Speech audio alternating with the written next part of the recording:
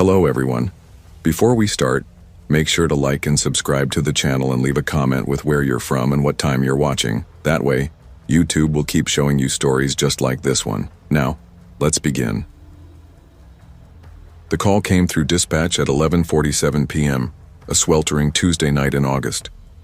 I was cruising down Shea Boulevard, windows down because the AC in the cruiser couldn't keep up with the Arizona heat. 3 months out of the academy, and I still hadn't gotten used to the feel of the badge pressing against my chest. Jennifer Blake, yeah, that's me. I was the only available unit in the Northeast sector when NY's voice cracked through the radio.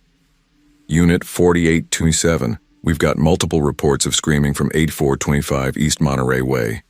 Neighbors say it's been going on for about 10 minutes. I remember thinking it was probably just another domestic, a couple arguing too loud after too many drinks. That's usually what you got in this part of Scottsdale. Rows of identical stucco houses with spotless desert landscaping. Nothing ever really happened here. The kind of place where porch lights stayed on all night and trash bins were lined up in perfect formation every Tuesday. As I turned onto Monterey Way, I killed the headlights and rolled in slow, just like they taught us. But the quiet hit me hard, too hard. Normally, when neighbors report screaming, there's still some noise when you pull up. Shouting, crying, maybe a TV blasting in the background. But here, nothing. Just the whirring of distant AC units and the high-pitched rhythm of crickets. The house sat at the end of a cul-de-sac, 8425. Porch light off, blending in perfectly with the rest of the street, save for one thing. The front door was cracked open about 6 inches, gently swaying like someone had just walked in or out. I radioed in. Dispatch 4827, on scene. Then I grabbed my mag light, heavy enough to do some damage if it came to that. The concrete beneath my boots still radiated the day's heat, and sweat had already begun trickling beneath my vest. I stepped up to the door, cleared my throat, and called out, "Scottsdale Police, anyone home?" My voice echoed oddly, bouncing back at me from the houses next door. Nothing. I nudged the door open wider with the flashlight, and immediately I knew this wasn't a standard domestic. The entry table was flipped, a ceramic vase shattered in jagged pieces across the tile. Dark smears trailed along the wall, maybe blood, maybe something else. And the smell, metallic, like old pennies mixed with something synthetic, sharp, chemical. My instincts screamed at me to wait for backup, but protocol said I had to check for anyone in immediate danger. I clicked my radio again. Dispatch, I've got signs of forced entry and a possible struggle at the residence requesting immediate backup. NY's voice crackled through without hesitation. Copy that, 4827.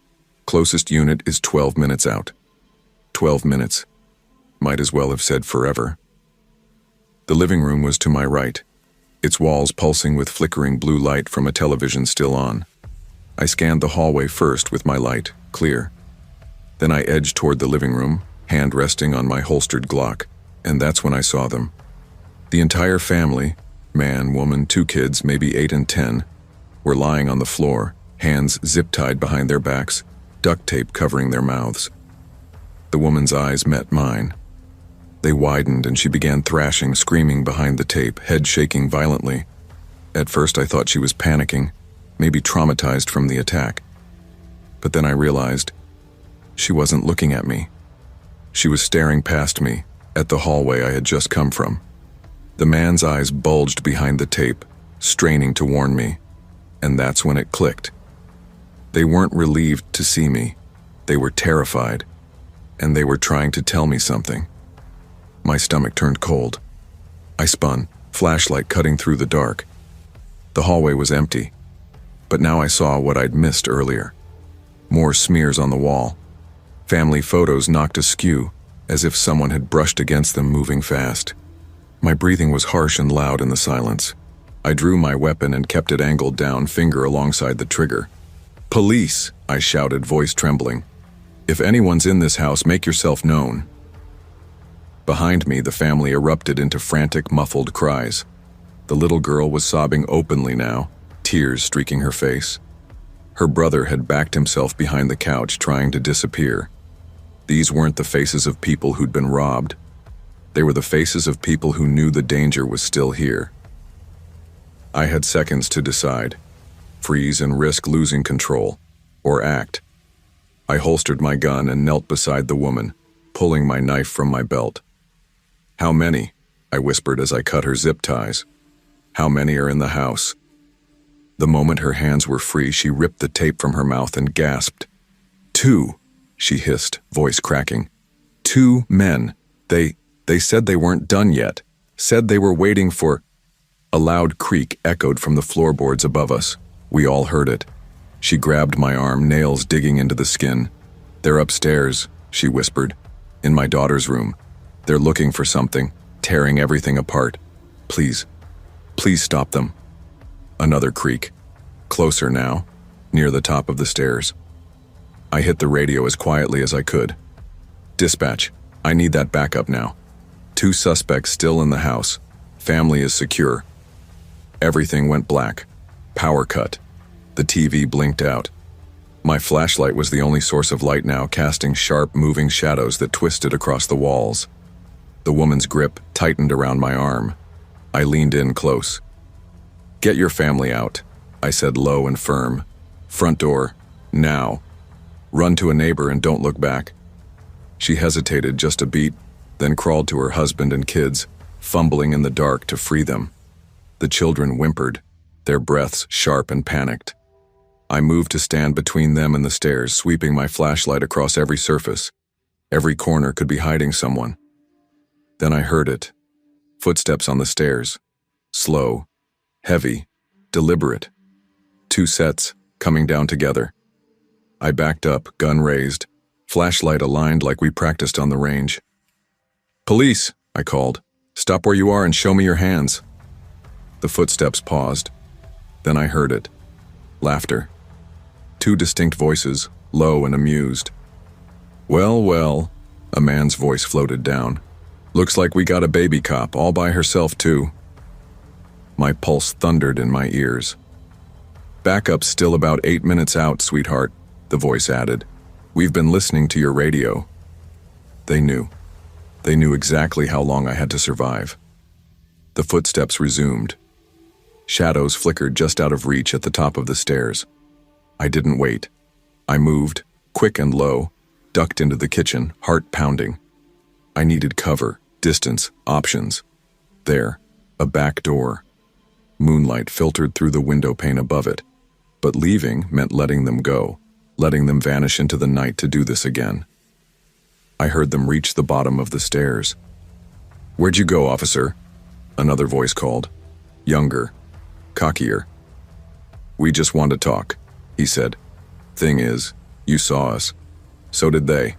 That's a problem, you know." I could hear them split up, one toward the living room, the other into the kitchen. I crouched behind the island, trying not to breathe too loud. He stepped in slow, tall, stocky. Something in his hand, metal, not a gun.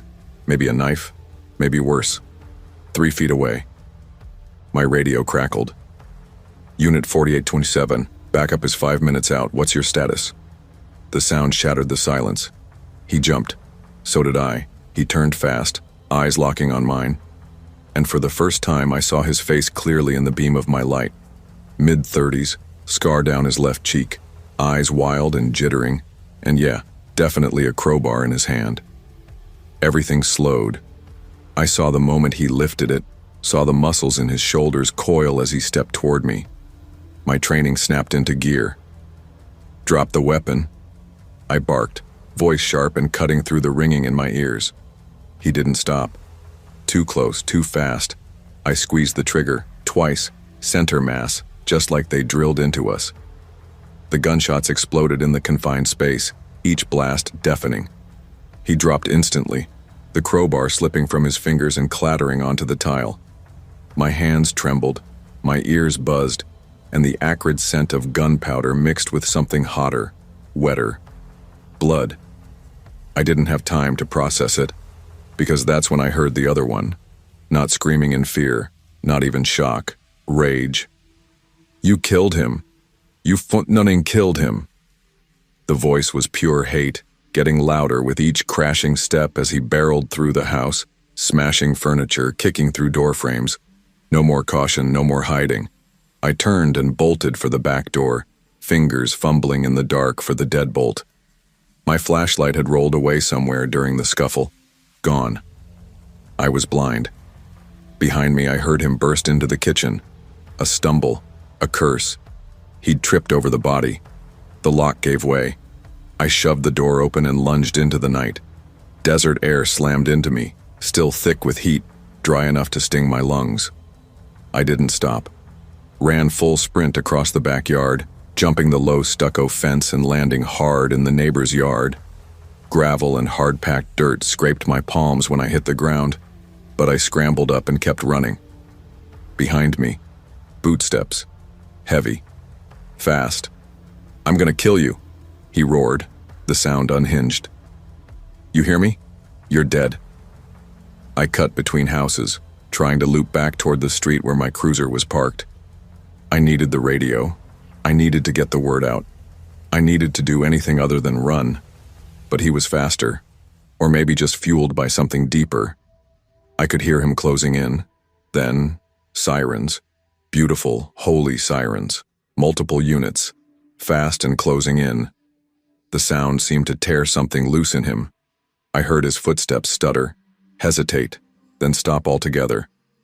When I finally burst out onto the street, legs burning and lungs raw, I saw the cruiser screeching to a halt. Lights flared red and blue across the cul-de-sac and officers spilled out, weapons raised, shouts filling the air. He was gone. They found him 2 hours later, holed up in a drainage tunnel nearly a mile away. Turned out they were brothers, wanted in 3 states for a string of home invasions. This family wasn't random. It was targeted, an old drug debt the father had tried to outrun when they moved here. The family made it, shaken, traumatized, but alive. They'd reached safety in those precious seconds I'd bought them. The man I shot, he didn't make it. It was the first time I'd fired my weapon outside of a range, the first time I'd ever taken a life. The investigation cleared me. Justified use of force. That's what the paperwork said. But the paperwork doesn't quiet your thoughts. Sometimes late at night, I think about what would have happened if I'd waited for backup like I was supposed to. Maybe both suspects would have been arrested, or maybe that family would be dead, and me along with them. 3 years later, I'm still on the force, not a rookie anymore. Now I train the new ones and I tell them this every time: the badge doesn't make you invincible. Sometimes your job isn't to be a hero, it's to stay alive long enough for help to get there. And always, always listen to your gut. Because sometimes when you walk into a house and see the victims staring at you, they're not relieved you've arrived. They're trying to tell you the danger isn't over. It's still there, waiting in the dark.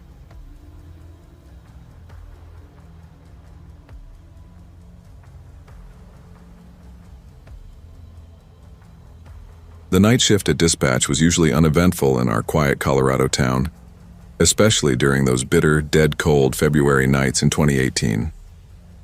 I'd been working as a 911 operator for about 3 years at that point. I lived alone in a small studio just a couple blocks from the station. Commuting from the suburbs didn't make sense with the rotating shifts. Most nights were predictable, a handful of calls, drunk drivers, maybe a domestic, sometimes a medical scare. Rarely anything that clung to your thoughts after you clocked out. I was 28 back then, still uncertain if this job was my long-term path, but the pay was solid, and there was meaning in it. I liked feeling useful. That night began like all the others, me settling into my worn-out chair, sipping hot coffee from my chipped thermos, headset snug, bracing for another long, quiet stretch. Then at 2:47 a.m., a call came through, and something about it immediately felt wrong. The caller ID read as a payphone on Maple Street, down in the industrial sector where the old factories have been rotting for decades. That caught me off guard. I wasn't even aware we still had working payphones in town.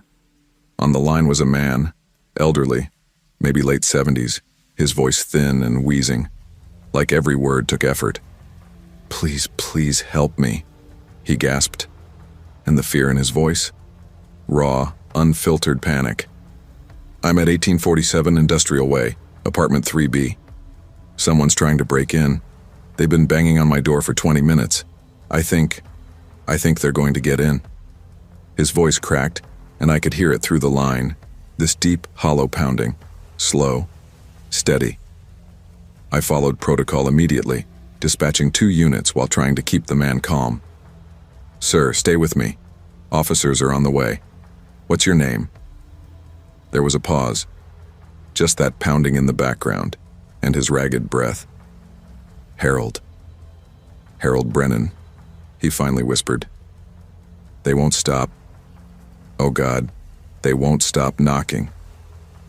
Something about the way he said knocking twisted in my gut, like he meant something beyond what he was actually saying. I kept him on the line, asking about exits if he could hide, anything to keep him talking. But his words started to splinter. The walls, they move when they knock, like they're breathing. Can't you hear it? Through the phone? I told him no, gently, and reassured him that officers were almost there. But the call was distorted, static, that pulsed and hissed in rhythm with the banging, like the line itself was under strain.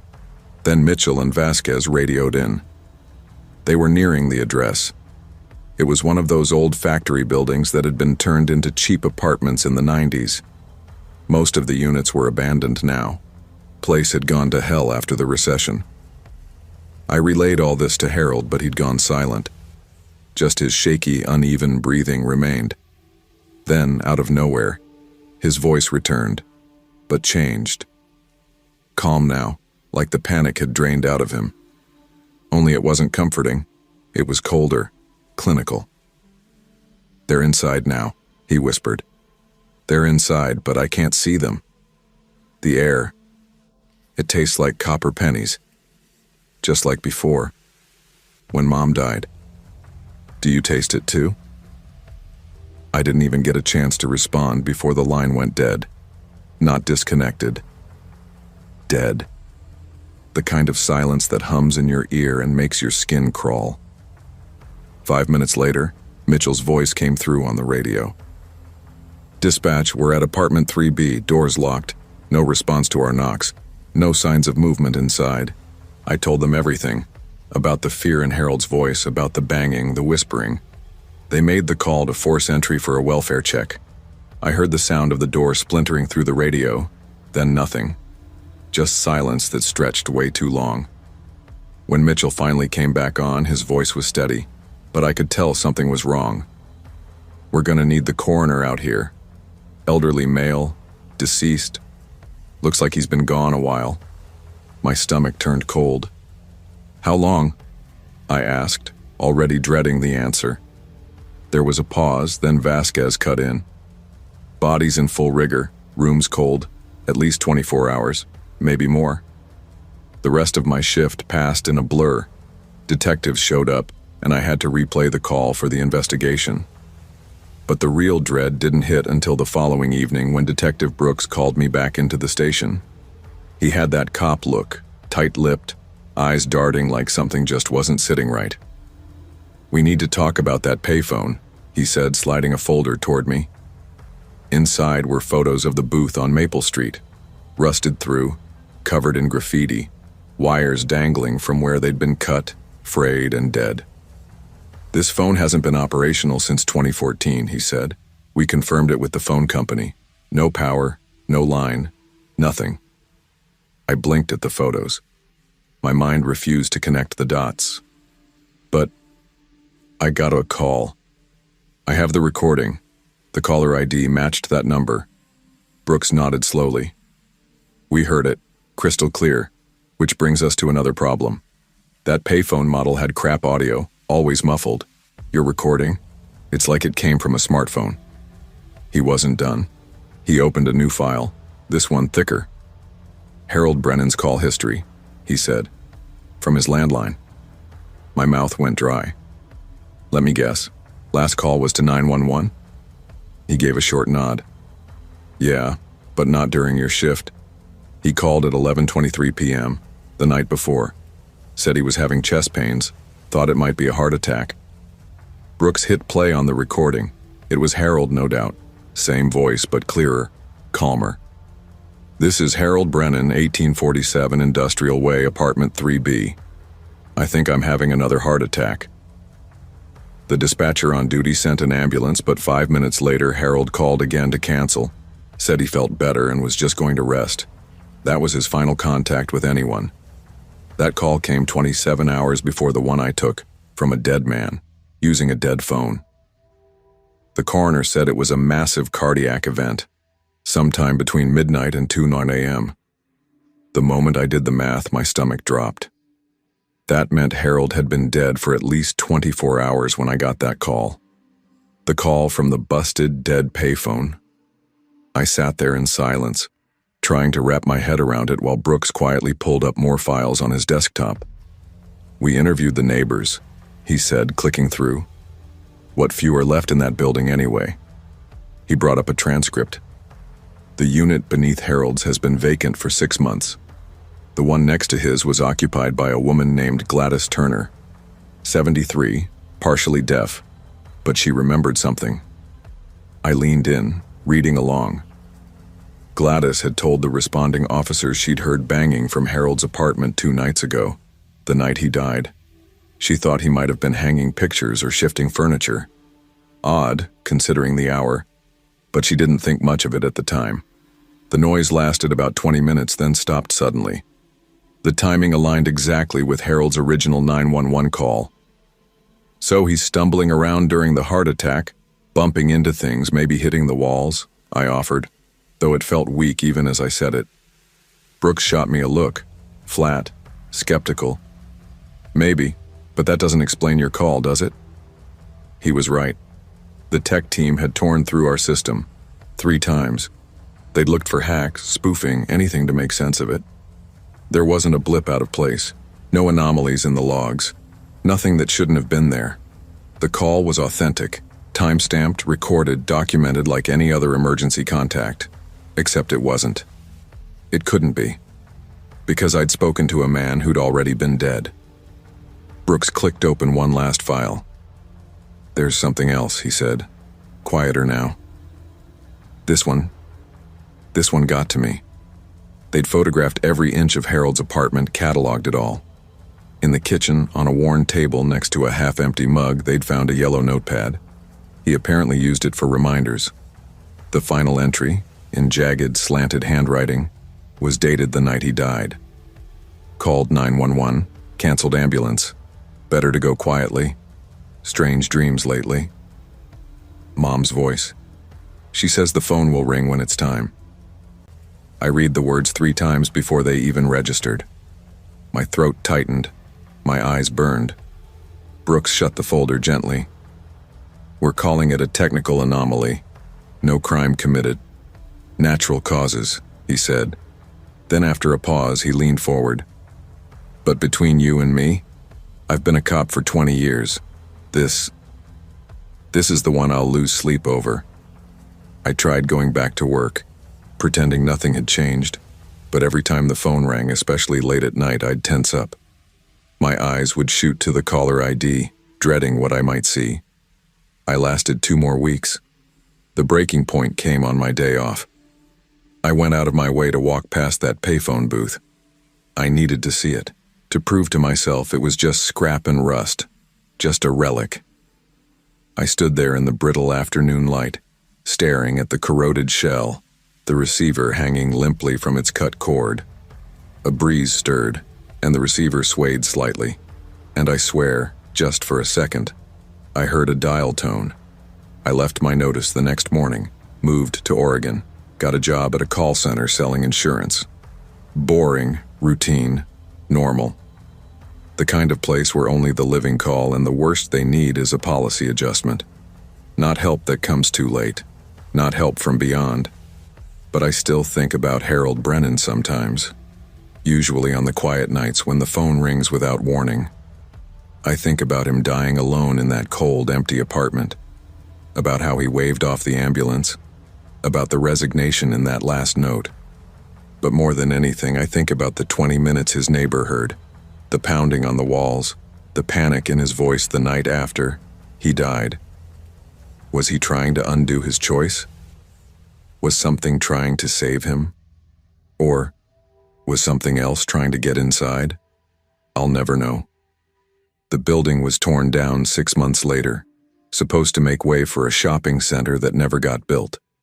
The phone booth? Hauled off with the rest, sold for scrap, gone. But in my dreams I still hear it. That banging, rhythmic, relentless, and Harold's voice whispering, "Do you taste the copper pennies?" I always wake up before I can answer, my mouth full of that strange metallic taste, reaching for a phone that isn't ringing.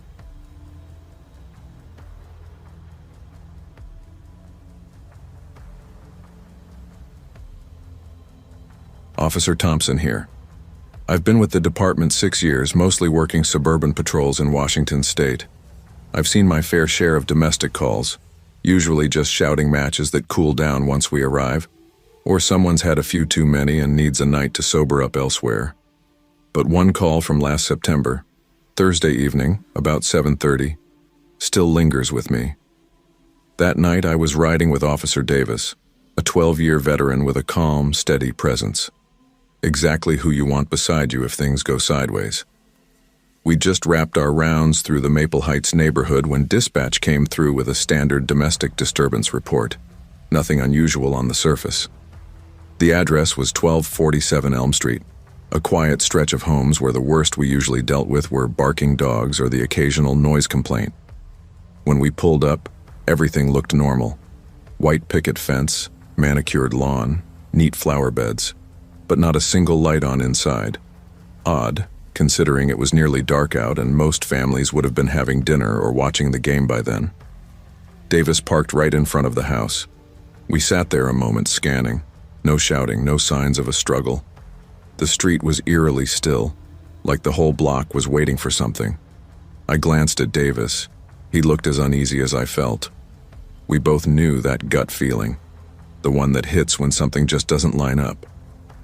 As we walked toward the door, I started noticing things. The screen door was slightly ajar, hanging off kilter like it had been shoved open too fast. There were fresh scuff marks on the white painted steps, and a single red rose lay crushed on the walkway, petals strewn like bloodstains. Davis motioned to the window. The curtain had just twitched, like someone had been peeking out, but it snapped shut the second we got close. There was something heavy in the air, like static before a lightning strike. My instincts screamed at me. 6 years on the job had taught me how to listen. Davis knocked. 3 sharp raps. "Police, we received a call about a disturbance." The reply came instantly, almost like someone had been standing right by the door. "Just a minute," a woman's voice called out, high-pitched, tight. Then came something that made us both go still. A man's voice, deep and low, murmuring something we couldn't catch. Then footsteps, quick and heavy, across what sounded like hardwood.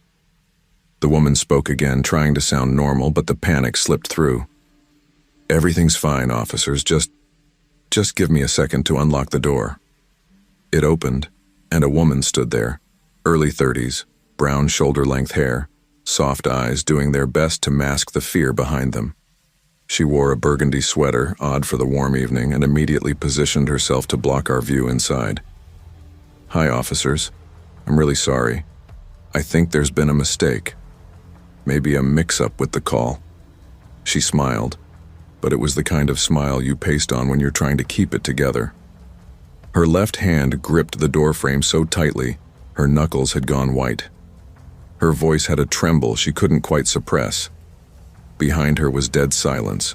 No TV, no kitchen clatter, nothing.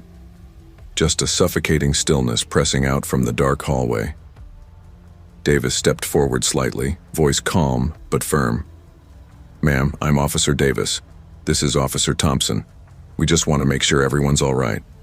May we come in and speak with you?" Her eyes flicked behind her, then back to us. That's when I saw it. Pure, unfiltered fear flash across her face. Just for a second. Then the fake smile snapped back in place. "Oh, that's really not necessary. Like I said, everything's perfectly fine. My husband and I were just having a quiet evening." She kept glancing behind her, and I noticed her other hand drifting to her throat like she was trying to cover something. The air coming from inside had that same charge, like before a storm breaks. That's when I saw him. A tall figure in the hallway shadows, just far enough back to be mostly hidden but perfectly placed to watch us. He didn't move, just stood there, deliberate, like a predator sizing us up. The way he held himself, it was intentional, controlling. Christine, that's her name, we learned later, shifted slightly and her sleeve pulled back just enough to show bruising on her wrist. She quickly covered it. "Actually, officers," she said, her voice even more strained, "my husband would prefer if we kept this private. He's not feeling well tonight." But then I saw it, the man in the hallway making a small hand gesture. Barely noticeable, but Christine's whole body stiffened at once. Davis looked at me, and I knew he'd seen it too. We were both past the point of doubt. "Ma'am, thank you, but we still need to complete a welfare check. Standard procedure," Davis said gently. As he spoke, I shifted slightly to keep an eye on the man in the shadows. And that's when things escalated. He was slowly moving his hand toward something at his waist, not aggressively, but with intent, like a silent threat meant only for her. Christine's breathing sped up, her chest rising quickly, eyes blinking faster like she was trying to send a message. "Please," she whispered, so faint it barely reached us. He's right behind me." Her lips barely moved. It wasn't just fear, it was terror. I knew then just how dangerous this had gotten. Davis stepped into crisis mode, voice calm but commanding. "Sir, could you step into the light where we can see you? We're here to make sure everyone's safe." There was a long pause. The man didn't move. Christine stood frozen, the tension radiating off her like heat. Then, finally, he stepped forward into the light. He looked about 45, heavy build, gray eyes that calculated everything. Cold, precise. Kevin, that was his name. And he didn't have to raise his voice to make a room feel unsafe. "Officers," he said, all smiles and sugar. "Not sure why you're here. My wife already explained. We're just having a quiet evening. Everything's fine." He placed his hand on Christine's shoulder. To anyone else, it might have looked affectionate, but I saw the pressure, fingers digging in, her body flinching slightly from the pain. She winced, just barely, but enough to know that every second we waited could mean the difference between getting her out or losing her entirely. The most chilling part wasn't the bruises or the tension. It was the way Kevin never broke eye contact with us, even as he silently communicated threats to Christine through the smallest gestures. A slight shift of his weight, a subtle tightening of his grip. Every movement seemed calculated. Each time he adjusted, Christine would flinch, barely but enough to catch if you were looking for it. It was like watching a puppet master manipulate his strings without anyone else noticing. This wasn't some hot-headed abuser acting on impulse. No, Kevin had done this before. He knew exactly how far he could push, even in front of law enforcement, without crossing a line he couldn't step back from. Davis and I both sensed it. We were standing in a powder keg. One wrong move, one wrong word, and it would all go up. The air felt charged, like a thunderstorm was pressing down on the house. Every instinct I had told me we were on a razor's edge between diffusing the situation and setting off something we couldn't control. Then Davis made a move that might have saved Christine's life. "Ma'am," he said directly to her, his voice steady and formal, "I'd like to speak with you privately for just a moment. Standard procedure requires we interview all parties separately." Kevin's grip on her shoulder immediately tightened. His jaw clenched and the friendly facade cracked ever so slightly. "There's really no need for that," he said, voice lower now, the warmth drained out. "We can talk right here." But Davis didn't waver. He was already moving subtly between them, body angled to block Kevin's path. I mirrored him, shifting to form a barrier. If Kevin lunged, he wasn't getting past us. "Sir," I said firmly, "I'm going to need you to step back into the house while my partner speaks with your wife." This is standard protocol, and it'll only take a few minutes." For a moment, everything held still. The tension was so thick, I could hear my own pulse in my ears. Kevin's body language coiled, his muscles tight, his fists half-formed at his sides. He stared at Christine, his expression unreadable. Then he stepped back. But as he did, he turned to Christine and made a motion so quick, so small, it almost slipped by me. He dragged his finger slowly across his throat. Christine's face drained of color. Her knees buckled slightly, and I instinctively stepped closer to steady her. That was all we needed. Davis calmly keyed his radio. "Unit 4 requesting immediate backup at 1247 Elm Street. Suspected domestic in progress. One potentially armed subject." I moved into position, keeping myself between Kevin and Christine. My hand dropped to my sidearm. "Sir, I need you to keep your hands visible and step further back into the house. Now." Kevin's expression twisted. Gone was the polite mask. What replaced it was raw, seething rage. "You have no idea what you're interfering with," he growled, venom in his voice. But he stepped back, retreating into the hallway like a predator forced to yield. Backup arrived within minutes. We got Christine safely out of the house. During the search, we found an unregistered handgun stashed beneath a loose floorboard in the master bedroom. Kevin was arrested on charges of domestic violence, intimidation, and illegal firearm possession. Even now, when I think back to that night, it's not the violence that haunts me. It's the silence. The quiet war waged through looks and gestures, the way fear lived in every muscle of Christine's body, and the way Kevin had almost convinced the world that everything was fine.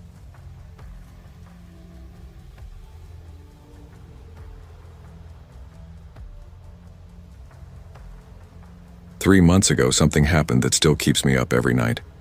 I'm Officer Jake Martinez with Austin PD, been on the force 7 years now. Usually my shifts are routine. A few domestic calls, some drunk drivers, noise complaints, nothing out of the ordinary. But that Friday night in March, it felt off from the moment I put on the uniform. I was scheduled for the graveyard shift, 11 p.m. to 7 a.m., patrolling the east side of town. That part of Austin always gets more unpredictable after midnight. The air was cool, hovering around 68 degrees, and strangely quiet for a Friday night. It wasn't peaceful exactly, more like the kind of silence that makes you uneasy, like the city was holding its breath. At 2:47 a.m., just as I was finishing up paperwork from a routine traffic stop, the radio crackled. "Unit 47, we have a distressed individual reporting a possible kidnapping in progress. Location moving eastbound on Highway 183. The dispatcher's voice had that strained urgency that made my stomach clench. I've heard that tone before, usually when someone's life is hanging by a thread. I flipped on my lights and sirens. My pulse jumped as I sped toward the coordinates, trying to imagine what I might walk into. We get maybe 2 or 3 kidnapping calls a year, and they usually turn out to be misunderstandings, custody disputes, false alarms. But this one felt different. Even before I arrived, something in my gut told me this wasn't routine. I found the scene at a gas station on East Riverside. Right away, I spotted the guy, pacing near the pumps like he was about to fall apart. Thin, mid-40s, graying hair, thick-rimmed glasses slipping down his nose. His name was Carlos Mendez.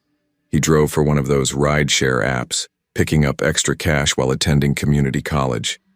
The guy was trembling, wiping sweat off his face with both hands even though the night air was cool. His car, a beat-up silver sedan, was parked crooked near the curb.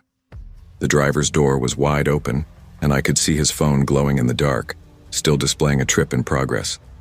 As soon as he saw my cruiser, he rushed over like he'd been clinging to hope that someone, anyone, would save him.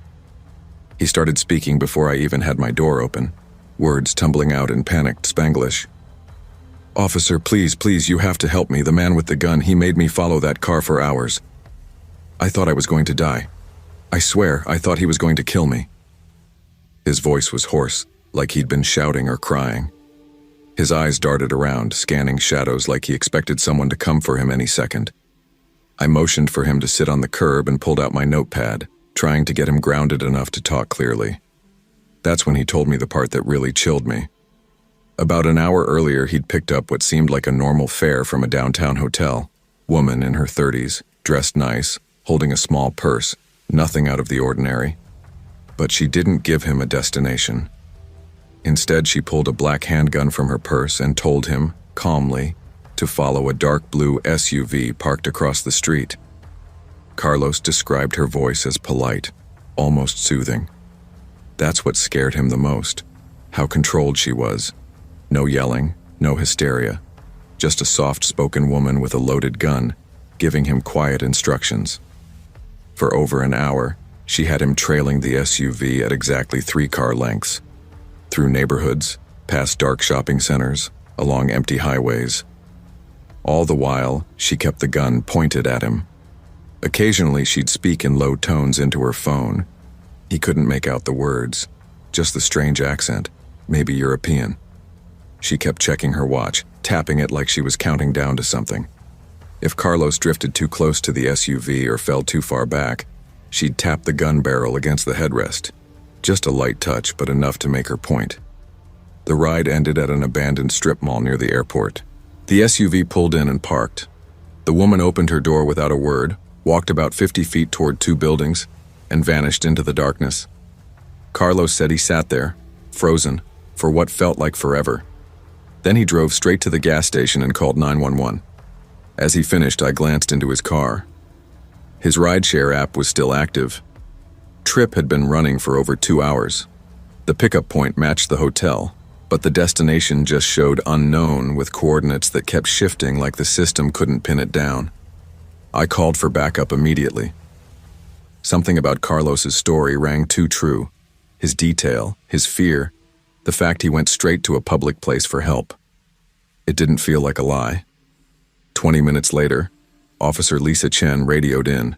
She'd found the SUV parked behind a 24-hour diner 3 miles from the drop-off point. Engine still warm. No one inside. When I arrived, the smell hit me first. A sharp mix of cleaning chemicals and something metallic that stung the back of my throat. The SUV's windows were tinted nearly black. The plates were stolen, traced to a car in Dallas. Inside was worse. The back seat was covered with clear plastic sheeting, the kind painters use, zip ties scattered across the floor, and under the passenger seat, a small purse. Inside it, an ID for Amy Patterson, 28, a 3rd-grade teacher from North Austin. Her license photo showed a bright smile, soft blonde curls, dimples. I'd never met her, but something about that photo made my chest tighten. Detective Frank Morrison showed up about an hour later. When I handed him the ID, he paled. "Martinez, we've been looking for this woman for 3 days," he said quietly. "Reported missing by her roommate Monday night. Last anyone saw her, she was leaving work at the elementary school." The pieces started falling into place like a nightmare puzzle. Amy had gone missing Monday. It was now Friday morning. The evidence, zip ties, plastic sheeting, the chemical smell. It wasn't pointing to a ransom plot. It looked like she'd been held captive, or worse. Morrison showed me her missing persons report. Her car had been found the night she vanished, abandoned in a Walmart parking lot across town. Security footage from the gas station confirmed what Carlos had told me. A woman matching his exact description, dark-haired, stylish, sharp European features, was seen getting into Amy Patterson's car and calmly driving away. Watching it, I felt a sickening weight settle in my chest. The puzzle pieces were locking into place, but the picture they formed was something out of a nightmare. Detective Morrison filled in the rest. They'd been trying to track this woman for weeks. She'd already been linked to at least 2 other disappearances around the metro area. Same MO each time. She targeted professional women, smart, independent, seemingly random, and somehow gained access to their vehicles. After that, they vanished. No signs of struggle, no communications, nothing. The previous victims were Rebecca Foster, a 26-year-old nurse, and Diana Walsh, a 31-year-old marketing exec, both missing in the last month. Both cars found abandoned, miles from where they were last seen. The scariest part? This wasn't chaos. This wasn't random. This woman was meticulous, strategic. Each abduction followed a chillingly consistent pattern, and now she was escalating, using a rideshare driver like Carlos as part of the process, like he was just another cog in her machine. We brought in the FBI's Serial Abduction Task Force as dawn crept in. Agent Patricia Reeves arrived with her team, and they immediately dove into the evidence pulled from the SUV. What they found in the trunk made my stomach twist. Multiple sets of women's clothing, carefully folded, sorted by size, several cell phones, completely wiped clean, and photos, dozens, of various women clearly taken without their knowledge. Most were mundane shots, grocery stores, walking dogs, unlocking front doors, but that's what made them so creepy. They were being watched during the quiet, private corners of their lives. Amy's photo was among them, taken outside her school, smiling as she loaded supplies into her trunk. Then came the notebook. Small, black leather cover. Inside were schedules, logs, observations, each entry like a case file. Where the women worked, what time they left home, their favorite coffee shops, who they lived with. It was clinical, obsessive, like the woman thought she was conducting a study instead of stalking human beings. In the notebook's margins, Agent Reeves found something crucial: GPS coordinates.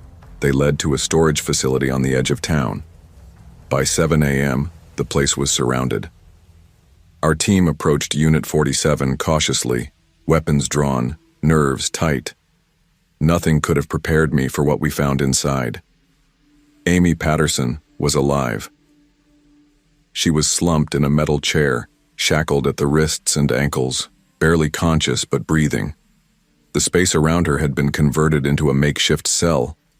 Cameras mounted in the corners, a folding table with medical supplies, IV bags, syringes, antiseptics, everything sterile and cold, like someone had been preparing her for, what? Prolonged captivity? Experimentation? Amy was in rough shape, dehydrated, bruised, terrified, but able to speak. She confirmed what we already feared. Her captor was the same woman Carlos had described. Amy said she'd been kept in that unit for days, maybe longer. Time had started to blur for her, but she was certain her abductor had planned to move her that night. The plan was already in motion when Carlos was roped in. He was never meant to know what was happening, just serve as a silent driver to scope the next hiding place. The worst part? We found clear signs that Rebecca Foster and Diana Walsh had also been held in that unit. There were traces, DNA, fragments of clothing, but no bodies. No clear sign of where they'd been taken next. Amy's captor was identified as Elena Koff, 34 years old, former psychiatric nurse. She'd entered the U.S. illegally 3 years earlier and had since vanished from official records. Morrison later told me she'd been fired from a mental health facility in Houston after patients accused her of inappropriate, controlling behavior. Stuff that should have raised alarms, but somehow didn't. Koff had been living off the grid since then. No permanent residence, no job.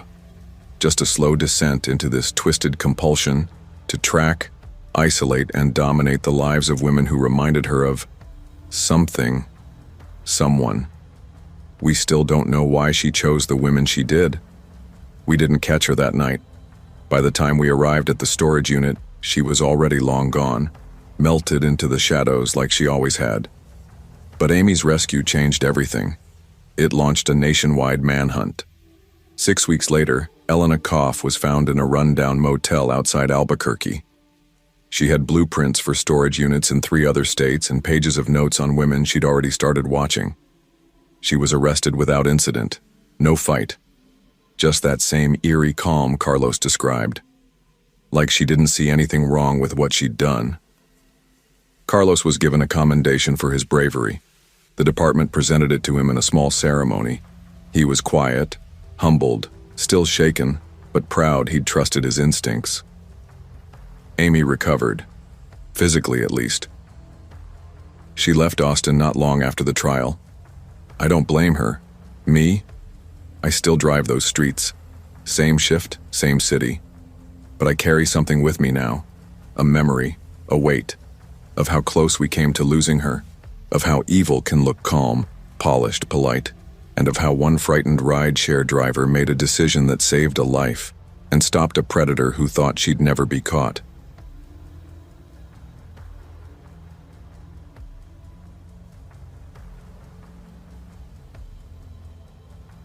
I'm a police officer in a small town just outside of Pittsburgh. Been wearing the badge for 7 years now. Most of our calls are the usual. Public intoxication, family disputes, a stolen lawnmower here and there. Nothing too crazy. But last Wednesday night, I still haven't shaken it. It's been haunting me, every detail looping through my head. I was on the evening shift with my partner, Officer Bradley. Around 9:30 p.m., dispatch crackled through our radio. Multiple reports of a child crying inside the Sunset Motel on Route 47. The Sunset Motel, condemned, boarded up, and abandoned for over 2 years. The place had been shut down by the county after years of drug busts and code violations. Everyone around here knew to stay away. It was a crumbling shell of a building with paint peeling off in sheets, windows boarded with warped plywood, and weeds pushing through the spider-webbed asphalt like nature trying to swallow the place whole. We pulled into the empty lot, headlights cutting through the thick dark and landing on the sagging structure. It was a single-story L-shaped layout, maybe 20 rooms total. You could almost picture it decades ago, bustling with weary travelers. But that image evaporated fast. Now, it just looked dead. Bradley parked near the old office, and we both stepped out into the chilly October air. The quiet hit us like a wall. No cars, no wind, not even crickets, just the distant low hum of power lines buzzing somewhere overhead. Then we heard it. A soft, muffled cry. A child's. Sounded young, maybe a baby, definitely coming from somewhere inside the motel. We froze, exchanged glances. Same thought in both our heads. How the hell is a baby inside a sealed-up building? Bradley grabbed his flashlight and started toward the far end of the structure, the sound seeming to come from that direction. I radioed for backup and began checking the perimeter for any sign of forced entry. But every door was still nailed shut, heavy boards secured with industrial screws. Windows covered tight with plywood that looked untouched. The crying kept coming, sometimes louder, sometimes fading, but never stopping. Worse, it seemed to move. 1 second it echoed from room 14, then it shifted to room 8. It made no damn sense. Around the back, we found a maintenance door. It looked like someone had pried it open at some point, but it had since been resecured with a new padlock, no signs of tampering. The weeds around it were undisturbed, no footprints, no broken debris. Still, that crying, it kept going, more urgent, like the child was in pain or terrified. Bradley spotted a window near room 12 where the board was loose. The number was still faintly visible on the door. He wedged the board back enough for us to slip inside. We climbed in with flashlights on and immediately got hit by the smell, stale mold, rot, and something else. Something I couldn't place. It was rancid. The room was bare. Just an old, stained mattress in the corner and pieces of plaster scattered across the floor. But the crying, it was louder now, echoing in a way that made it impossible to tell which direction it was coming from. We moved to room 11, then 10, following it as best we could. Each room was the same, stripped, falling apart, filled with the stench of decay, and that awful sound. Then, it stopped, just like that. Total silence. And somehow, that was even worse. We stood in room 7, our flashlight beams trembling across water-stained walls, trying to hear anything. But there was nothing. The stillness was oppressive, like the air itself was holding its breath. A few minutes passed. It felt like hours. Then the crying started again. But this time it wasn't ahead of us. It was behind us. We spun around, retracing our steps. Room by room, each one exactly how we'd left it. Empty. Dead quiet. Our backup showed up around 10:15. Sergeant Collins came with 2 other officers and a K9 unit. The dog, a German shepherd named Rex, instantly got weird the moment we brought him inside. He started whining, yanking at the leash, flat out refusing to go past room 9. His handler, Officer Martinez, looked shaken. He said Rex had never done that before, not once. We split up and did a full sweep. 6 officers, 1 dog, high-powered flashlights, checking every room, closet, vent, and crawl space. The crying kept going, off and on, sometimes so soft you had to stop breathing to catch it. Other times it was piercing, like it was coming from inside the damn walls. We focused on room 4. It had the strongest sound. Same layout, same decay, but it felt wrong. The air was colder in there, and something about it made every hair on my body stand up. I felt watched, like something was inches away but just out of sight. We tore the place apart, ripped up floorboards, banged on walls, searched for anything, a speaker, a hole, a body. But there was nothing, just the crying, still echoing from nowhere. Around midnight, we called in the fire department. Maybe something structural was creating the sound. Maybe an old pipe carrying noise from outside. Chief Williams brought in a thermal imaging camera. He figured maybe a heater or an animal had found a way in. The scans showed nothing. No heat, no power, no gas. Completely dead. But then we aimed it at room 4. There it was. A small warm spot. 3 feet off the ground, moving, slowly swaying, right near the far wall. Roughly the size of a toddler. Williams double-checked the camera. Thought it had to be broken. He reset it. Scanned again. Same thing. That shape. It moved in time with the crying. Perfect sync. Everyone in that room saw it, heard it. We stood staring at that wall for 20 solid minutes. By 2 a.m., Sergeant Collins called the search off, declared the place secure. No child, no recordings, no logical source for any of it. But I couldn't let it go. Couldn't sleep. The next morning, I went to City Hall and pulled the old files on the Sunset Motel. I flipped through a decade's worth of code violations and incident reports until I found it. 3 years ago, Child Protective Services had responded to a domestic violence call. Room 4. The same room where that cry had been the loudest. A young mother named Crystal had been found beaten unconscious by her boyfriend, and in the same room, officers had discovered a 6-month-old baby girl, malnourished, filthy, barely responsive. Her name was Hope. She was taken into emergency foster care that night. I read the follow-up reports over and over, hoping the ending would change, even though I knew it wouldn't. Hope had died just 2 weeks later from complications tied to the abuse and long-term neglect she'd endured. The case was closed. The boyfriend served only 18 months for the assault. Crystal vanished from the system, no forwarding address, no records, just gone. But I couldn't stop thinking about that little girl. Hope, 6 months old, rescued from a filthy motel room only to die in a stranger's home alone. That name, Hope. It just echoed in my head like some kind of cruel joke. The timing, the location, it was all too precise to dismiss. That Friday, I threw myself into the case files. Dug into everything.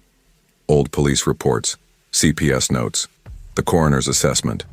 According to the foster parents, Hope had cried for hours the night she died. Nothing soothed her. No bottle, no lullaby, no touch. Then, just before midnight, she stopped. The autopsy listed severe malnutrition and developmental delays, signs of long-standing neglect. But what gutted me was a note buried in the CPS file. The original caseworker had written that she found Hope lying in a makeshift crib, just an empty dresser drawer, lined with a filthy towel. The crying had been so loud that nearby tenants had complained. The caseworker called it the most haunting sound she'd ever heard. Said she could still hear it in her sleep. The next day, Saturday, I made a choice I didn't tell anyone about. I went back to the Sunset Motel. Told myself it was for due diligence, that I needed to close the loop. But deep down, I needed to prove I wasn't losing it.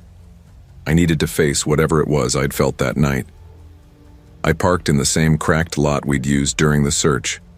It was around 4:00 p.m., clear skies, full daylight. The building looked like it always did. Hollow, ugly, forgotten. I walked the perimeter, slow and methodical, checking for anything new. Nothing had changed. The boards were still tight. The padlock on the maintenance door was untouched. No new tracks in the dirt. But when I stood outside room 4, I heard it again. Soft, faint, but impossible to miss. A baby's cry, coming from somewhere deep inside that building. This time I didn't freeze. I yanked the same loose board from room 12 and climbed inside. The air was thick, musty, but not as cold. The crying grew louder with every step, pulling me forward. It wasn't random. It was coming from room 4, same as before. I moved through the empty rooms quickly, using my phone's flashlight to cut through the gloom. Dust kicked up with every step. Room 4 looked different in the daylight filtering through the cracks in the boarded windows. I noticed details I'd missed before. Water stains that looked eerily like handprints, long faded, scratches on the floor, right where a bed frame might have stood. And then, in the far corner, I saw it. An indentation in the wall, about 3 feet up. The size and shape of a drawer. The crying came from that exact spot. It was so vivid, so raw, I instinctively looked around for a baby, half expecting to see her curled up in that corner. My heart was pounding. I knelt down, reached out, and rested my palm on the wall, right where the hollow in the plaster sat, and the crying stopped. Not faded, not muffled, just gone. What replaced it wasn't fear. It was something else. A stillness, but not empty. A kind of release. Peace. Like someone finally exhaled after holding their breath for years. I stayed like that, kneeling in that cold, ruined room, for what must have been an hour. The crying never came back. I've gone back twice since. Both times it was silent. No sounds, no presence, nothing. Last week I heard the city council approved the demolition. They're tearing the place down next month, going to build a shopping plaza. Just like that, the Sunset Motel will be erased. I don't know if what I experienced was supernatural, psychological, or just my guilt warping reality. But I keep thinking about Hope. Maybe she came back to the only place she ever knew. Maybe she was looking for her mother. Or maybe she was just alone and scared and needed someone, anyone, to know she existed. I'll never know. But I do know that after that day, the crying stopped. And sometimes, when I drive by the old lot on my way home, I slow down and say a little prayer. For Hope. She deserved more than this world ever gave her. And wherever she is now, I hope she finally found peace.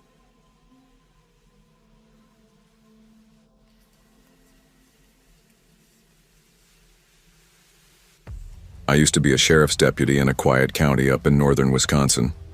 The kind of place where you wave at every car because odds are you either know the driver or fixed their uncle's water heater once.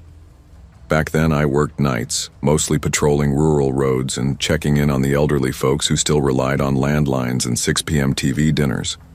It wasn't thrilling work, and that was exactly why I took the transfer from Milwaukee 2 years earlier. I'd had my fill of sirens, high-speed chases, and red tape. That night was supposed to be another slow one. I had a thermos of burnt gas station coffee nestled in the cup holder, the radio playing old Sky Nerd low enough to think, and my plan was to park by Lake Mayfield and coast through the shift. Didn't happen. Around 9:15 p.m., dispatch crackled to life with a call about a missing teenager near Red Hollow Campground. 17-year-old Kayla Monroe had been camping with her boyfriend and a few other kids from the next town over. Apparently, she'd gotten into a fight with her boyfriend and stormed off into the woods. No one had seen her since. Took the boyfriend nearly 2 hours to call it in. My partner that night was Eli Granger, a transplant from Kentucky with a thick drawl and a poker face that didn't twitch even during shootouts. We met up at the ranger station near the trailhead. went over the details, and grabbed flashlights before heading in. Red Hollow wasn't a big campground, maybe 10 sites arranged in a crooked loop, and on a weeknight it was mostly deserted. Still, one fire was going steady, and a couple of teens sat around it, pale-faced, looking everywhere but each other. The boyfriend, a scrawny kid named Seth, had a swollen lip and a red hoodie. He told us Kayla just needed space, that she'd walked off barefoot to cool down. But it had been 3 hours. No shoes, no flashlight, no phone. The air had that sharp autumn chill that gets into your bones once the sun goes down. Wandering barefoot into the woods out here wasn't cooling off. It was dangerous, and everyone knew it. Eli and I decided to split up but kept within earshot of each other. We moved slowly, calling Kayla's name, sweeping our beams across the dark underbrush. Just the crack of boots over dry pine needles, the occasional flash of a raccoon's eyes reflecting our lights. About a quarter mile in, I heard it crying, faint. Off to my left, maybe 100 yards, a girl's voice broken with gasps like she was trying not to fall apart while still calling for help. I stopped. "Kayla!" I shouted. The sound stopped immediately, like someone had cut the power. Eli showed up a few seconds later. "Heard the same thing," he said quietly, "but from that way." He gestured behind him. We exchanged a look. He didn't say it, but the stiffness in his jaw said he was thinking what I was. Either a scared kid was running in circles, or someone wanted us to think that. We pushed deeper, slower now, careful. The trees grew tighter, branches brushing our shoulders. The quiet changed too. Not peaceful, deliberate, like something was waiting. Eli kept glancing back over his shoulder, and I noticed he'd turned his radio volume down to a whisper. We weren't about to break whatever spell we'd walked into. "Kayla?" we called again. Nothing. We paused, listening. Still nothing. Then, right when we started to head back, the crying returned. Closer now. Ahead. Same pitch, same breathy sobs. But something about it was off. Too rhythmic. Too controlled. Like a recording on loop. "That doesn't sound right," Eli whispered. I nodded. We followed the sound carefully. 10, maybe 15 yards in, I noticed the branches. Snapped just enough to form a clear trail, but too neatly. Like someone had made sure we'd see it. Every 10 feet or so, another sound. A sniff, a sob, then silence. It wasn't random. It was luring us in. I radioed our location just in case. Static. Then dispatch replied, scratchy like we were under interference, but the message went through. I should have felt better. I didn't. We kept going, lights slicing through the dark.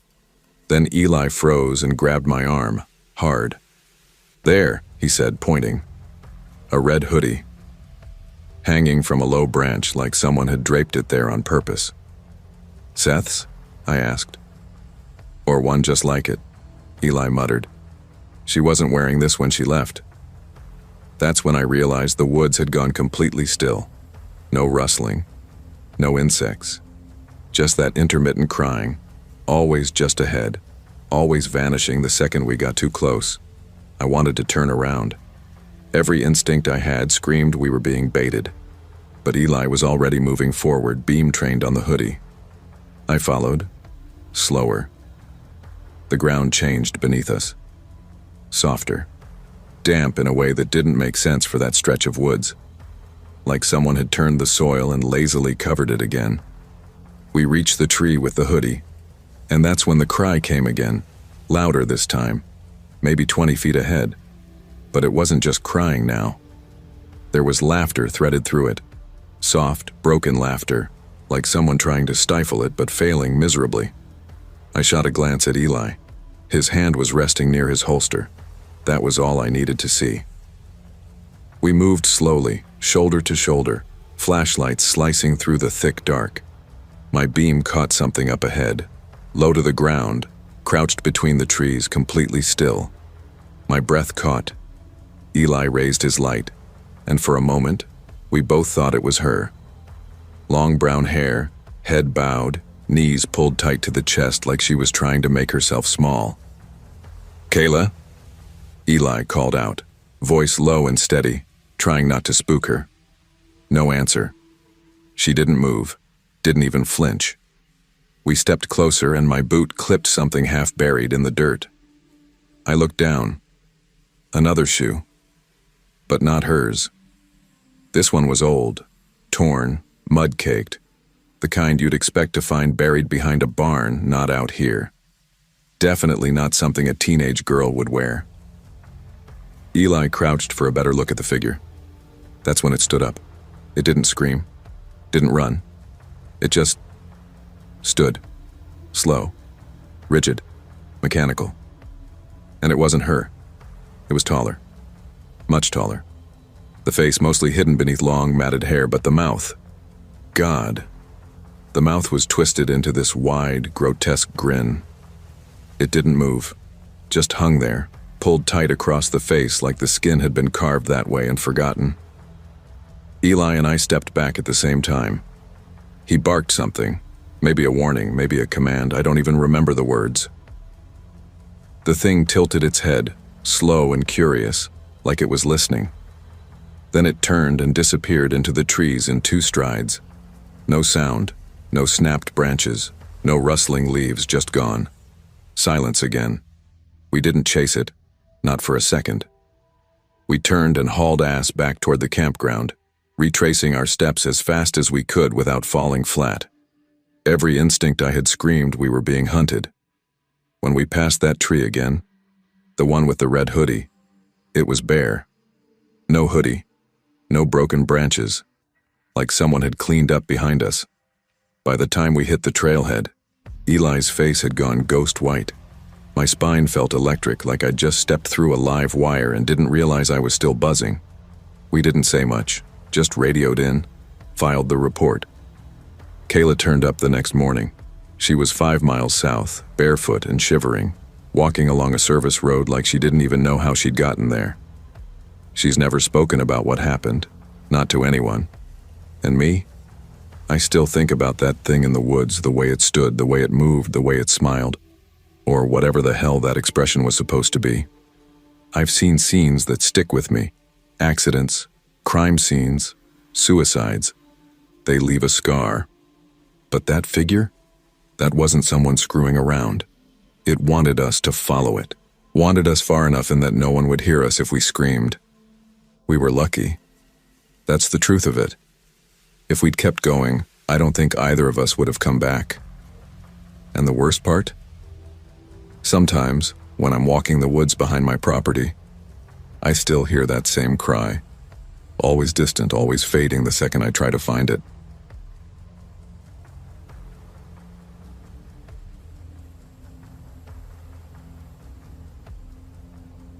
I'd only been in Atlanta about 7 months when everything started. I was 23, fresh out of community college in Savannah, and had just scored a job as a hostess at a popular Southern grill downtown. It wasn't exactly where I pictured myself landing, but the money was decent, the coworkers seemed cool, and for the first time I had my own space. A cramped studio above a hair salon on the east side that closed by 6 p.m. most days. Life was low-key. I worked late, walked home most nights with earbuds in, and spent my weekends binging shows or hanging at my cousin's place across town. At that point, the worst thing that had ever happened to me on the job was some hammered guy puking outside on the sidewalk. The restaurant was always lively, especially on weekend nights. We had that trendy, rustic, modern aesthetic, reclaimed wood walls, Edison bulbs, and cocktails served in mason jars.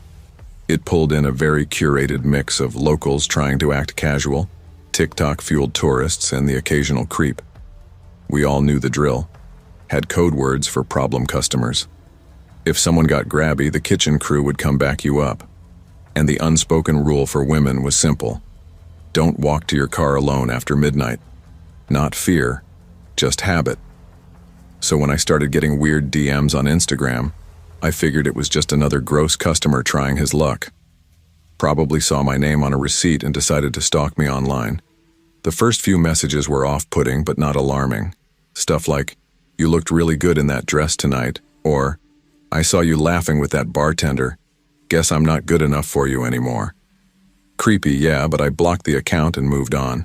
Honestly, I dealt with worse. But then the messages shifted. They started referencing things no one should know, like what time I clocked out, what sandwich I always ordered on my break, even what color my umbrella was when I walked home in the rain. That last one chilled me.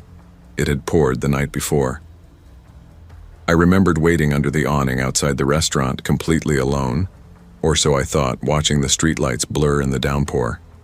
I told my manager the next day. Tasha, mid-30s, smart as hell, no nonsense. She didn't brush me off, said she'd alert corporate and have the security footage pulled. That made me feel better, for a bit. But the messages didn't stop. They escalated. Meaner, more invasive. And the worst part? The account kept changing. Every time I blocked one, a new one would pop up. Same voice, same obsession with the little things. Eventually, I stopped checking my phone at work altogether. The anxiety was too much. I couldn't handle another notification saying something like, "Blue sneakers today? Cute. You always speed up when you're scared?" After a week of that, Tasha urged me to file a police report. I hesitated. What were the cops really going to do about anonymous DMs? But she pressed the issue, and I ended up meeting with a detective named Alton Shaw. He didn't look like a cop, more like a high school football coach. Stocky, buzz-cut, crooked nose. But he had this calm, grounded presence, like he actually gave a damn. He didn't interrupt, just listened. Asked smart questions, like if I'd noticed anyone hanging around outside or had beef with anyone at work recently. And that's when something clicked. Nate. He'd been a line cook. Quiet, mid-20s. Not exactly trouble, but off. He'd linger if I was laughing with someone or mutter stuff like, "I liked your hair better the old way," even if I hadn't spoken a word to him that day. He got fired a month before the messages started. Caught sneaking beers from the cooler and mouthing off to the sous chef. Nothing violent, just unstable. I hadn't thought about him once since he left. But when I said his name, Detective Shaw paused, then slowly jotted it down. Like it meant something. Like he recognized it. A few days later, Shaw called and asked if I could come into the station. He'd spoken to a few people from the restaurant, mostly waitstaff, and one of them, a server named Devin, mentioned something I hadn't heard before. He said that once, months back, Nate had followed me after a shift. That stopped me cold. I asked Devin why he hadn't told me sooner. He sounded a little ashamed, said he didn't think much of it at the time. I figured maybe he just lived in the same direction, he said. But then he added, "Now that I think about it, Nate lived way on the west side. It didn't make sense." Shaw told me they were working on a subpoena to access Nate's online activity, but that it could take time. In the meantime, he advised me to switch up my routine, stay with someone if possible. I nodded like I understood, but I didn't tell him the truth, that I lived alone. That night, I packed a bag and crashed at my cousin Zoe's place. She lived in a busier part of town, third floor of a building with a secure keypad lock. It felt safer, or it was supposed to. I barely slept. Around 3 a.m., I got a DM from a brand new account. No photo, no posts, just one message. "Don't think your cousin's place is safer." My whole body went still. My chest tightened, mouth turned dry. I got up and walked slowly to the window, heart pounding in my ears. I pulled back the curtain, half expecting to see someone staring up at me from the sidewalk. But there was nothing. Just a quiet street, a few parked cars, a jogger in the distance. Still, I knew then. This wasn't just someone guessing anymore. They were watching. The next morning, I called Shaw from Zoe's bathroom, whispering like the walls had ears. He listened, didn't say much at first, told me to hang tight, avoid being alone. Then he shared something that made my stomach turn for a different reason. They'd found a recent incident report, 2 weeks old, from a diner across town. Nate had been arrested there after loitering outside and refusing to leave a female employee alone. He hadn't listed a fixed address. Shaw said he was probably sleeping in his car or bouncing between couches, which made him hard to track. But they were filing for a protective order, and he promised to send a patrol car to swing by my place that night. It gave me a little comfort, just knowing someone would be close. That evening, still holed up at Zoe's, I got a text from Tasha. It was a photo, blurry, clearly from a security camera. Someone was standing across the street from the restaurant's back exit, just barely outside the reach of the parking lot lights. You could hardly see the face, but the posture hit me like a punch. Baggy hoodie, hands buried in pockets, head tilted slightly like he was waiting, watching. Tasha said she'd only caught it after going through footage from previous nights. It wasn't from that day. It was from 2 weeks ago. 2 nights later, I went back to my apartment to grab a few things. Shaw had told me to call first, so he arranged for a patrol officer to meet me. His name was Officer Lang. He was calm, polite, but kept his hand near his radio the whole time. Everything looked normal. I moved quickly, throwing clothes and toiletries into a duffel. But when I stepped into the kitchen, I noticed something that made the hairs on my neck stand up. My dish towel was on the floor. It should have been hanging on the oven handle.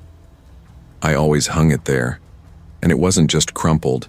It had been folded like someone picked it up and dropped it deliberately. Lang checked the windows, the locks.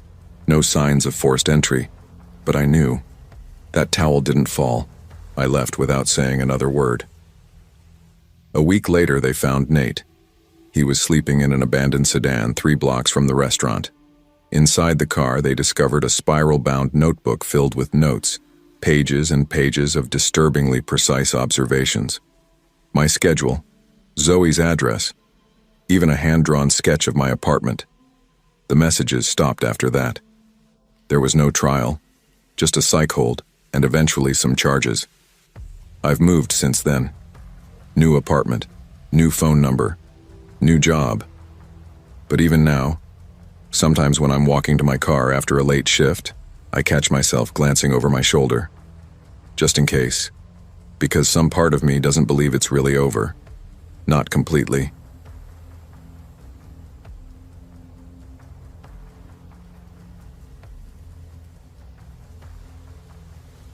It started one slow afternoon while I was combing through old surveillance footage for a case that had long since gone cold. A convenience store robbery from 3 years ago. Nothing flashy, just grunt work. I'm Officer Sean Whitaker, based out of a quiet little precinct in Michigan. One of those towns where the loudest thing at night is the wind, and the biggest drama is a noise complaint after 10 p.m. That used to be what I liked most about the job. No surprises, no headlines, just peace. At the time, I'd been on the force for nearly 12 years. That day, I was sitting in the archive room, eyes glazed from hours of video, trying to piece together a timeline. That's when I saw her, just for a few seconds. A woman standing way down the far hallway near the filing room. She was half tucked out of frame, like she didn't want to be noticed. I paused, rewound, zoomed in. She didn't belong there. Not in that spot. Not with that timestamp. My first thought was maybe she was a civilian who had wandered in, maybe dropping off a report, maybe a witness waiting to be called. It's rare, but not unheard of. Still, something about her stopped me. She wasn't moving, wasn't talking, she just stood there staring at the old storage room door like she was waiting for something, or someone. Dark jacket, long brown hair. Her face was hard to read. There was a strange blur to it, like the camera couldn't quite focus, like she existed a little out of phase. I checked the visitor logs. We have to log everyone, even folks just dropping off a form. But there was no record of anyone entering the station that day. Not a name, not a time, nothing. I went to Janet at the front desk and asked if she remembered a woman like that. Dark coat, kind of glassy expression.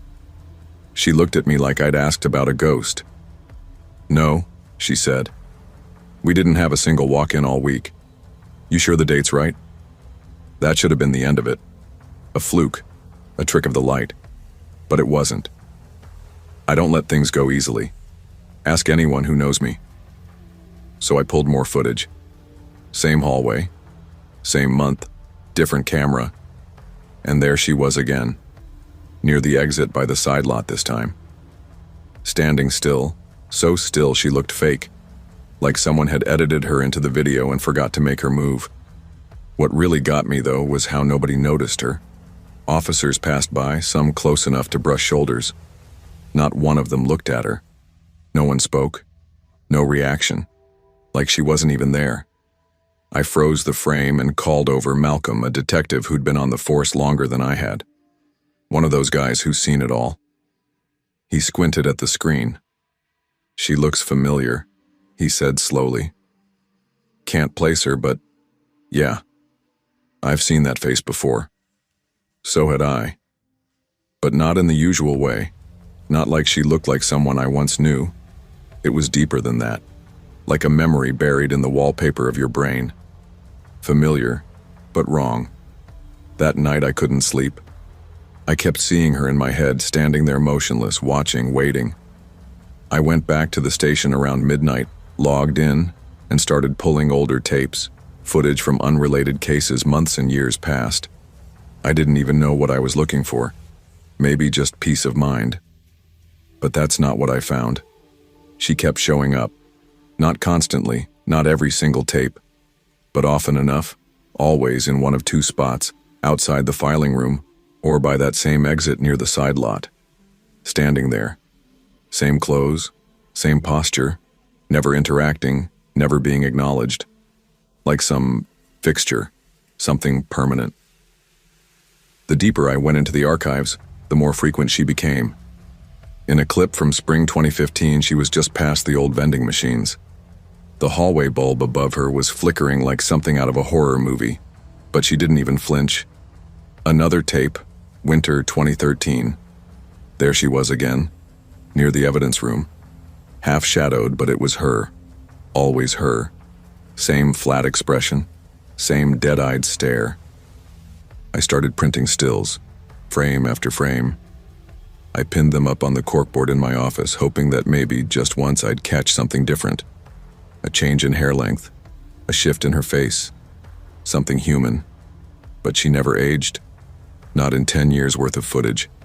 Same coat, same hair, same blurred face. Whatever she wasn't supposed to be there. But she always was. Eventually, I started digging into the old case files, thinking maybe if the cameras had caught her, then the paperwork might have picked her up too. Seemed logical at the time. I ran her image through our database, facial recognition, prior arrests, even missing persons.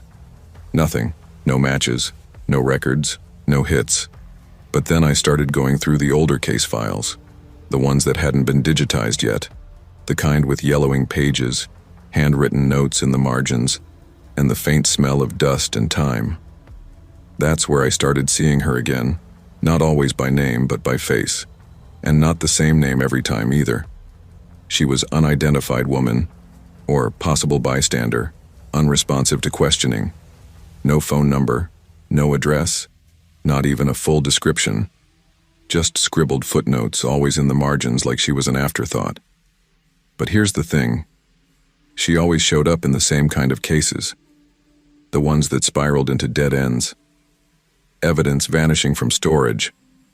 Prime suspects walking due to technicalities. Witnesses recanting. Leads drying up without reason. And every time, those cases ended with a shoulder shrug and just one of those things. I brought it up during a shift meeting, casually like I hadn't already lost sleep over it.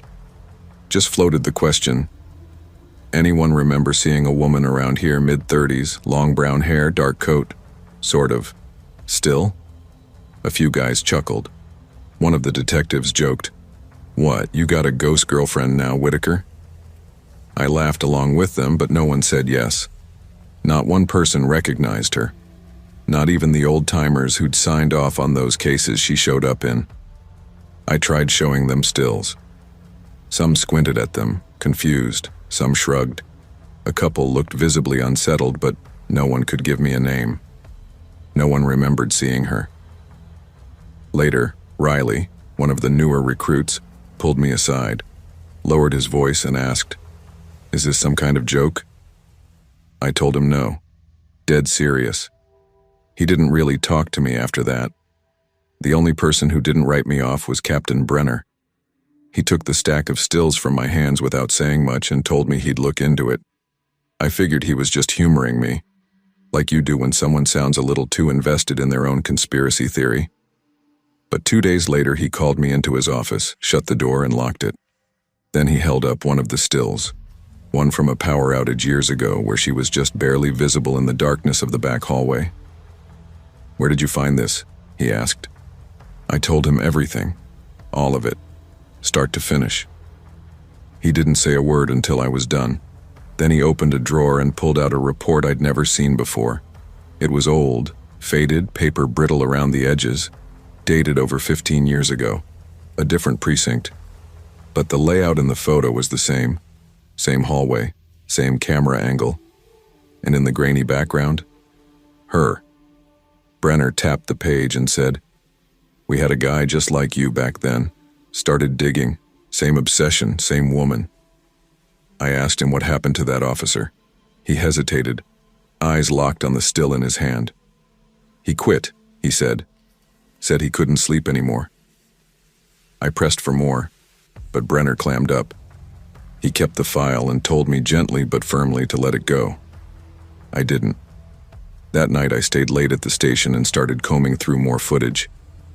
I pulled everything from the past 6 months, videos we'd already reviewed, angles we'd already cleared. I needed to know. And that's when I saw the pattern. She wasn't just appearing near exits or filing rooms. Every time she was facing the same door, Archive B, the room where we store cold cases, files that never got closed, the ones everyone forgets. And something else hit me like a punch to the chest. She never blinked, not once in any of the footage. Hours of video, still as stone, not even a twitch. It started messing with my head. I stopped eating, stayed at the station longer than I needed to. My wife said I looked like a ghost, said I jumped every time the phone rang. I started locking Archive B every night, even though no one else touched that room. One night, I came in around midnight telling myself I was going to debunk this, prove it was all just digital noise, corrupted video, someone playing a prank. I pulled the feed from that night's hallway camera and scrubbed forward. At exactly 11:52 p.m., there she was again, standing directly in front of Archive B. But this time her head turned, slowly, deliberately. She looked straight into the camera, her face still blank, expressionless. And then, she took a single step forward. The screen cut to static. 6 full seconds. When the feed came back, she was gone. I shot up from the monitor, heart pounding so hard it made my vision swim. I grabbed my keys and ran to the hallway. The lights flickered once as I passed under them, but held. Nothing. Just still air and the hum of the building. I unlocked Archive B and flipped the switch. The room was empty. Dust hanging thick in the air, untouched. Except for one thing. At the far wall, the last row of cabinets, one file was pulled halfway out, just enough to notice. No name on the label, just a date, and one word, incomplete. Inside were witness reports from a missing persons case that never even made it to full investigation. One of the pages had a single line of handwriting, small, tight script, clean and deliberate, like calligraphy. She is where things are forgotten, no signature, no context. Just that. The next morning, I submitted a request to be reassigned to desk duty. I still wear the badge, still serve. But I don't go near Archive B anymore, and I don't review old footage. Captain Brenner never mentioned her again, and I never asked. But sometimes, when the light from the monitors hits just right, late in the afternoon when the station's quiet, I swear I see a flicker of movement at the edge of the screen. And that's fine. I've made peace with not knowing. Whoever she is, she doesn't want to be found. And I've stopped looking.